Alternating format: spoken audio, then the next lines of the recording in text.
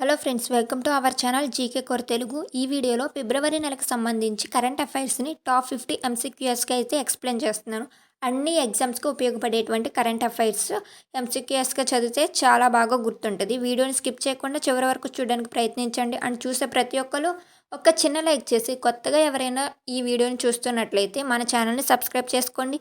మీ ప్రిపరేషన్ని ఇంకా ఈజీ చేసే విధంగా జీఎస్కి సంబంధించి అన్ని సబ్జెక్ట్ నుండి క్వశ్చన్స్ అనేవి ఎక్స్ప్లెయిన్ చేయడం జరుగుతుంది. అంతేకాకుండా ఈ వీడియోలో చెప్పే కరెంట్ అఫైర్స్ని సాక్షి ఎడ్యుకేషన్ అనే ఒక వెబ్సైట్ నుండి తీసుకుని ఆ క్వశ్చన్స్ ఎక్స్ప్లెయిన్ చేస్తాం. బిగినర్స్ ఎవరైనా ఉంటే ఆ వెబ్సైట్లో ఉన్న కరెంట్ అఫైర్స్ క్విజెస్ సాల్వ్ చేయండి. కరెంట్ అఫైర్స్కి బాగా యూజ్ అవుతుంది అన్ని కాంపిటేటివ్ ఎగ్జామ్స్కి అయితే.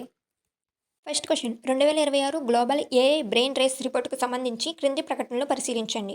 ఫస్ట్ది వచ్చేసి, ఈ నివేదికలో అమెరికా ప్రథమ స్థానంలో నిలవగా చైనా రెండో స్థానంలో ఉంది. భారతదేశం ఈ నివేదికలో 6వ ర్యాంకు దక్కించుకుంది. భారతదేశానికి ఉన్న అతిపెద్ద బలం కంప్యూటింగ్ మౌలిక సదుపాయాలు. సింగపూర్ పరిణామం కంటే నాణ్యతకు ప్రాధాన్యతనిస్తూ 3వ స్థానంలో నిలిచింది. సో రీసెంట్గా జరిగినటువంటి గ్లోబల్ ఏఐ రేస్ రిపోర్ట్కి సంబంధించి ఇక్కడ ఇంపార్టెంట్ 4 స్టేట్మెంట్స్ ఇచ్చాడు. వీటిలో ఏవి కరెక్ట్ ఫైండ్ అవుట్ చేయాలి. సో ఆన్సర్ వచ్చేసి ఆప్షన్ బి కరెక్ట్ అనమాట. ఎందుకంటే సో ఇక్కడ మన భారతదేశంకు ఉన్న అతిపెద్ద బలం కంప్యూటింగ్ మౌలిక సదుపాయాలు కాదు, టాలెంట్. సో మిగతా 3 సరైనవే. అందుకనే option B correct. AI brain race రిపోర్ట్లో ర్యాంకులను నిర్ణయించడానికి పరిగణలోనికి తీసుకునే అంశం కానిది ఏది? ఏ అంశాన్ని పరిగణలోకి తీసుకోరు అంటే ఆప్షన్ సి అంతరిక్ష పరిశోధనలో ఏఏ వినియోగాన్ని. ఈ కాన్సెప్ట్ని అయితే పరిగణలోకి తీసుకోరు. Option C correct answer. Next, global AI రేస్లో సింగపూర్ 3వ స్థానంలో నిలవడం దేనికి సూచిస్తుంది? సో ఆన్సర్ వచ్చేసి ఆప్షన్ బి. ఫస్ట్ చెప్పినట్లు పరిమాణం కంటే నాణ్యత, క్వాలిటీ ఓవర్ క్వాంటిటీకి ప్రాధాన్యత ఇవ్వడం. ఇది 3వ స్థానంలో నిలవడానికి గల కారణం. ఇండియా ఏఐ ఇంపాక్ట్ సమ్మిట్ 2026కు సంబంధించి క్రింది వాటిలో సరైనది ఏది? సో ఆన్సర్ వచ్చి ఆప్షన్ బి. ఇందులో అతి పిన్న వయస్కుడైనటువంటి కీనోట్ స్పీకర్ రణవీర్ సచ్దేవ. ఇక్కడ ఉన్న అన్నింటిలో ఆప్షన్ బి అనేది కరెక్ట్ క్వశ్చన్. అంతర్జాతీయ మాతృభాష దినోత్సవానికి సంబంధించి క్రింది వాటిని పరిశీలించండి. ఫస్ట్ది, ప్రతి సంవత్సరం ఫిబ్రవరి 21న దీన్ని జరుపుకుంటారు. సెకండ్, 2026 థీమ్ వచ్చేసి బహుభాషా విద్యపై యువత గలం. So options first 2 correct. Answer A is the correct answer. 1 and 2 మాత్రమే కరెక్ట్. థర్డ్ ఆప్షన్ 3 అనేది రాంగ్. క్వశ్చన్, అంతర్జాతీయ స్వదేశీ భాషల దంతకత్వం ఇంటర్నేషనల్ డికేడ్ ఆఫ్ ఇండిజియస్ లాంగ్వేజెస్గా ఏ కాలాన్ని ప్రకటించారు? ఆప్షన్ సి 2022 నుండి 2032 వరకు. Option C correct. క్వశ్చన్, ఐక్యరాజ్య సమితి అంతర్జాతీయ మాతృభాష దినోత్సవాన్ని ఏ సంవత్సరంలో అధికారికంగా ఆమోదించింది? సో ఆన్సర్ వచ్చి ఆప్షన్ బి 2002 సంవత్సరం. నెక్స్ట్ క్వశ్చన్, ఒట్టావా కన్వెన్షన్ దేనికి సంబంధించింది?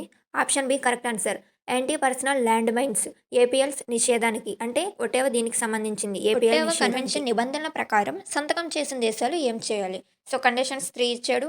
ఆ 3 కూడా కరెక్టే ఈ క్వశ్చన్లో. వీటిని తయారు చేయడం మరియు నిల్వ చేయడాన్ని నిషేధించాలి. నిల్వ చేసిన దాన్ని 4 ఏళ్లలోపు నిర్మూలించాలి. భూమిలో పాతిపెట్టిన గనులు 10 ఏళ్లలోపు తొలగించాలి. కన్వెన్షన్ విషయంలో భారతదేశం యొక్క స్థితి ఏంటంటే ఆప్షన్ సి. ఈ ఒప్పందంలో మన భారతదేశం అయితే లేదు, ఎటువంటి సంతకం అయితే చేయలేదు. ఇటీవల ఏ దేశం ఒట్టావా కన్వెన్షన్ నుండి వైదొలుగుతున్నట్లు ప్రకటించింది? Option C Poland. Correct answer. Next, Ottawa convention ఏ సంవత్సరంలో అమల్లోకి వచ్చింది? ఆప్షన్ బి 1999 సంవత్సరం నుండి అయితే ఇది అమల్లోకి వచ్చింది. అండ్ నెక్స్ట్, భవానీ నది గురించి కింద ప్రకటనలో పరిశీలించండి. ఫస్ట్ది, ఇది కావేరీ నదికి ఉపనది, ప్రధాన ఉపనది. కరెక్టే. ఇది కేరళ మరియు తమిళనాడు రాష్ట్రాల గుండా ప్రవహిస్తుంది. ఇది కూడా కరెక్టే. ఇది నీలగిరి కొండల్లో అయితే జన్మించింది. సో ఇచ్చిన 3 స్టేట్మెంట్స్ కూడా కరెక్టే కాబట్టి ఆప్షన్ డి పైవన్నీ. భవానీ నది గురించి అయితే నెక్స్ట్ గుర్తుపెట్టుకోండి. భవానీ నది కావేరీ నదిలో ఏ ప్రాంతం వద్ద కలుస్తుంది అంటే ఆప్షన్ బి భవానీపట్నంలోని సంగమేశ్వర ఆలయం వద్ద అయితే భవానీ నది కావేరీ నదిలో అయితే కలుస్తుంది. Option B. Next question, Bhavani నది ఏ ప్రసిద్ధ నేషనల్ పార్కు గుండా ప్రవహిస్తుంది? Answer option B silent valley national park. Question, Bhavani నదిపై ఉన్న ముఖ్యమైన ఆనకట్ట ఏది? ఆన్సర్ ఆప్షన్ బి భవానీ నదికి సంబంధించి క్రింది వాటిలో సరికానిది ఏది? సో ఆన్సర్ వచ్చేసి ఆప్షన్ డి సరికాదు. ఇది తూర్పు కనుమల్లో జన్మిస్తుంది. ఇది రాంగ్. ఇది నీలగిరి కొండల్లో అంటే వెస్టర్న్ ఘాట్స్ పశ్చిమ కనుమల్లో జన్మిస్తుంది. అది సరైన ఆన్సర్. ఇక్కడ సరికాంది అన్నాడు కాబట్టి ఆప్షన్ డి. సో ఫస్ట్ 3, ఇది జీవనదే, తమిళనాడులో ప్రవహించే రెండవ అతిపెద్ద నది. దీన్ని 90% ఈ వాటర్ని వ్యవసాయానికి ఉపయోగిస్తారు. First 3 correct, 4th wrong. Next, INS కృష్ణను ఏ ఫిష్ యార్డ్లో నిర్మించారు? So answer option C L and T shipyard, Kattupalli, Tamil Nadu. Next, INS Krishna గురించి క్రింది వాటిలో సరికానిది ఏది అంటే ఆప్షన్ డి ఇది కేవలం పురుష అధికారులకు మాత్రమే శిక్షణ ఇస్తుంది అన్నది wrong. So both male and female క్యాండిడేట్స్కి ఇస్తుంది. అండ్ ఫస్ట్ 3 కూడా కరెక్టే. ఇది ఒక దేశీయంగా నిర్మించినటువంటి యుద్ధ నౌక. అందులో ఒకేసారి 200 మంది క్యాండిడేట్లకు శిక్షణ ఇవ్వచ్చు. 60 రోజుల పాటు సముద్రంలో ఉండగలదు. సిటిఎస్ అంటే ఏమిటి? So option B cadet training ship. Kolleru వన్యప్రాణి సంరక్షణ కేంద్రం ఏ రాష్ట్రంలో ఉంది? Option B Andhra Pradesh. Next Kolleru సరస్సు గురించి క్రింద ప్రకటన పరిశీలించండి. ఫస్ట్ ఇది ఒక ఉప్పునీటి సరస్సు. కొల్లేరు ఉప్పునీటి సరస్సు కాదు కదా, సో ఇది రాంగు. ఇది రామ్సర్ కన్వెన్షన్ జాబితాలో ఉంది, కరెక్టే. ఇది కృష్ణ మరియు గోదావరి నది వ్యవస్థల మధ్య ఉంది. So 2 and 3 correct. ఆప్షన్ ఒకసారి మీకు ఉప్పునీటి సరస్సు గురించి చెప్పాను. మరి ఉప్పునీటి సరస్సు భారతదేశంలో ఉన్న ఉప్పునీటి సరస్సు మీకు తెలిస్తే ఆన్సర్ కామెంట్ చేయండి. కొల్లేరు సరస్సుకు నీటిని అందించే ప్రధాన నది ఏది? సో ఆన్సర్ వచ్చేసి ఆప్షన్ బి బుడమేరు. ఇది విజయవాడలో ఉంటుంది ఒక బుడమేరు. పోయిన సంవత్సరం అయితే దీని యొక్క ఆనకట్ట అనేది విరిగి విజయవాడని ముంచేసి పెద్ద ఉప్పెనలా మారింది వరదల్లో. నెక్స్ట్ కొల్లేరు సరస్సు ఏ పక్షికి ప్రత్యేకమైనటువంటి నిలయం? ఆన్సర్ ఆప్షన్ ఏ grey pelican. Next question, NAFED ఎప్పుడు స్థాపించబడింది? ఆప్షన్ సి 1958 అక్టోబర్ 2వ తేదీన. ఏ చట్టం కింద నమోదు చేయబడింది? Answer option B multi state cooperative societies act. Next పప్పు ధాన్యాలు మరియు నూనె గింజలను ప్రభుత్వం కనీస మద్దతు ధర వద్ద సేకరించేటప్పుడు ఏ సంస్థ నోడల్ ఏజెన్సీగా ఉంటుంది? సో ఆన్సర్ వచ్చేసి option B NAFED. Next question, NAFED ఏ మంత్రిత్వ శాఖ పరిధిలో పనిచేస్తుంది? ఆన్సర్ ఆప్షన్ సి కేంద్ర వ్యవసాయ మరియు రైతు సంక్షేమ మంత్రిత్వ శాఖ కింద అయితే ఇది పనిచేస్తుంది. నెక్స్ట్ క్వశ్చన్, పనామా వ్యాధి ఏ పంటకు సోకుతుంది? ఆన్సర్ పనామా వ్యాధికి గల ప్రధాన కారణం ఏమిటి? ఆన్సర్ ఆప్షన్ సి శిలీంధ్రం ఫంగస్. నెక్స్ట్ క్వశ్చన్, పనామా వ్యాధిని అరటి క్యాన్సర్ అని ఎందుకు పిలుస్తారు? సో ఆన్సర్ ఆప్షన్ బి ఇది అరటి చెట్టును లోపల నుండి పూర్తిగా నాశనం చేస్తుంది. నెక్స్ట్ పనామా వ్యాధి నుండి అరటి పంటను రక్షించడానికి శాస్త్రవేత్తలు ఇటీవల ఏమి కనుగొన్నారు? సో ఆన్సర్ వచ్చేసి ఆప్షన్ బి జెనే అంటే ఇది ఒక వ్యాధిని తట్టుకోగల ఒక జన్యువు. Next tetanus and adult diphtheria vaccine గురించి క్రింది వాటిలో సరైనది ఏది అడుగుతున్నాడు? సో ఆన్సర్ ఆప్షన్ బి ఇది విపరీతమైన వేడికి మరియు చలికి త్వరగా పాడవుతుంది. సరే అయినది కాదు అంటేనే మిగిలిన ఆప్షన్లో చూడండి.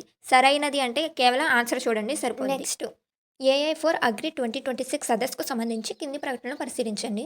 ఫస్ట్ది, ఈ సదస్సు మహారాష్ట్రంలోని ముంబైలో జరిగింది, కరెక్టే.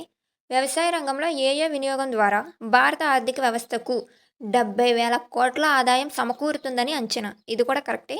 అండ్ ఈ సదస్సును కేవలం ప్రైవేట్ టెక్నాలజీ కంపెనీలు మాత్రమే నిర్వహించాయి, ఇది రాంగ్. సో ఆన్సర్ 1 and 2 మాత్రమే. Option A is the correct answer. Next question, వ్యవసాయంలో ప్రెడిక్టివ్ అనలిటిక్స్ అంటే ఏంటి? సో ఆన్సర్ ఆప్షన్ బి భవిష్యత్తులో ఏ పంట వేస్తే ఎక్కువ లాభం వస్తుందో అని ముందే అంచనా వేసేటువంటి ఒక సాంకేతిక. కింద వాటిని జతపరచండి అన్నాడు. రియల్ టైం వెదర్ అడ్వైజరీ ఏమిస్తుంది? వాతావరణ శాఖ ఇస్తుందంటే ఏ సెకండ్కి. ప్రెడిక్టివ్ క్రాప్ అనాలిసిస్ ఇందడ చూసాం కదా. ప్రెడిక్టివ్ అనాలిటిక్స్ అంటే ఏంటి వ్యవసాయంలో అంటే దిగుబడిపై ముందస్తు విశ్లేషణ అంటే బి 4th. అండ్ ముందస్తు హెచ్చరిక వ్యవస్థలు ఏం చేస్తాయి? చీడపీడల వ్యాప్తిపై సమాచారం అయితే ఇస్తుంది. అది సి వచ్చేసి 1. విపత్తు సంసిద్ధత అది ఏం చేస్తుందంటే ప్రకృతి వైపరీత్యాలను అంచనా వేస్తుంది. సో ఫైనల్గా option A is the correct answer.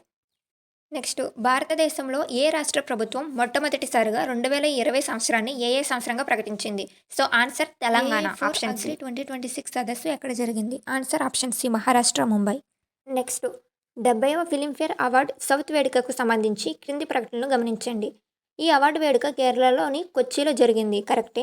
దీనిని కేరళ టూరిజం ఆధ్వర్యంలో నిర్వహించారు, అది కూడా కరెక్టే. ఈ వేడుకలో కేవలం తెలుగు సినిమాలకు మాత్రమే అవార్డు అందించారు, జరిగింది కేరళలో. మన తెలుగు సినిమాలకు ఎలా ఇస్తారు? So 3rd wrong, 1 and 2 correct. So answer A 1 and 2 మాత్రమే. నెక్స్ట్ క్రింది వాటిని చదవరచండి అన్నాడు. విజేత అండ్ విభాగం. ఫస్ట్ది నివేత థామస్ చూస్తే ఈవిడికి ఉత్తమ నటిగా అయితే అవార్డు వచ్చింది. 4th క్రిటిక్స్ వేరు, నార్మల్గా ఉండే వేరు. చూడండి తేజ సజ్జాకు వచ్చేసి ఏంటో ఉత్తమ నటుడు క్రిటిక్స్లో, కాజల్ అగర్వాల్కి వచ్చేసి ఏంటో ఉత్తమ నటి క్రిటిక్స్, అమితాబ్ బచ్చన్ ఉత్తమ సహాయ నటుడు. So answer A correct answer. And next Filmfare south award చరిత్రకు సంబంధించి క్రింది వాటిలో సరైనది ఏది? సో ఆన్సర్ బి ఇందులో తెలుగు, తమిళం, మలయాళం, కన్నడ సినిమాలకైతే అవార్డులు ఇస్తారు మన సౌత్ రాష్ట్రాలకు సంబంధించి. నెక్స్ట్ 70వ ఫిలింఫేర్ సౌత్ వేడుక ఎక్కడ జరిగిందంటే ఆన్సర్ ఆప్షన్ సి కొచ్చి అడాక్స్ కన్వెన్షన్ సెంటర్లో. నెక్స్ట్ ఫిలింఫేర్ అవార్డులకు సంబంధించి క్రింది ప్రకటనలను గమనించండి. ఈ అవార్డు 1954లో ప్రారంభమయ్యాయి, కరెక్టే. వీటిని ప్రారంభంలో ది క్లేవ్ అవార్డ్స్ అని అయితే పిలిచేవారు అంట, ఇది కూడా కరెక్టే. దీన్ని భారత ప్రభుత్వ సమాచార మరియు ప్రసార మంత్రిత్వ శాఖ నిర్వహిస్తుంది. సో కాదు, ఇది గవర్నమెంట్కి సంబంధించింది అయితే కాదనమాట. సో 1 and 2 మాత్రమే correct. Answer option A is the correct answer. Next Filmfare అవార్డ్స్లో ట్రోఫీ బ్లాక్ లేడీని రూపొందించిన శిల్పి ఎవరు? Answer option B NG Pansare. కింది వాటిని జతపరచండి అన్నాడు. మొదటి ఉత్తమ చిత్రం వచ్చేసి దో బిగా జమీన్, నటుడు వచ్చేసి దిలీప్ కుమార్, ఉత్తమ నటు వచ్చేసి మీనా కుమారి, ఉత్తమ దర్శకుడు Bimal Roy. So answer option A is the correct frame. Next Filmfare awards south ఏ సంవత్సరం నుండి ప్రారంభమయ్యాయి అంటే 1964 నుండి. Option C is the correct answer. South లేకుండా ఫిలింఫేర్ అవార్డ్స్ అయితే 1954 నుండి, సౌత్లో అయితే 1964 నుండి. సౌత్ అన్నాడు కాబట్టి answer option C is the correct answer అనమాట.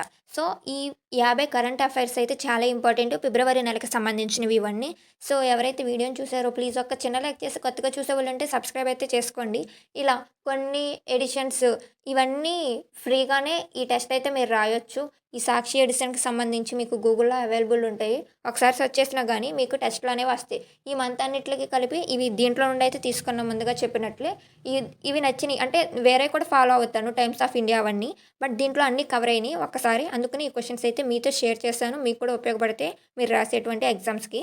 అన్నీ కవర్ అయినాయి ఈ ఫిబ్రవరి మంత్కి సంబంధించి. సో వీడియో చూసిన ప్రతి ఒక్కరు ఒక చిన్న లైక్ చేసి కొత్తగా చూసే వాళ్ళు ఉంటే ఛానల్ అయితే సబ్స్క్రైబ్ అయితే చేసుకోండి.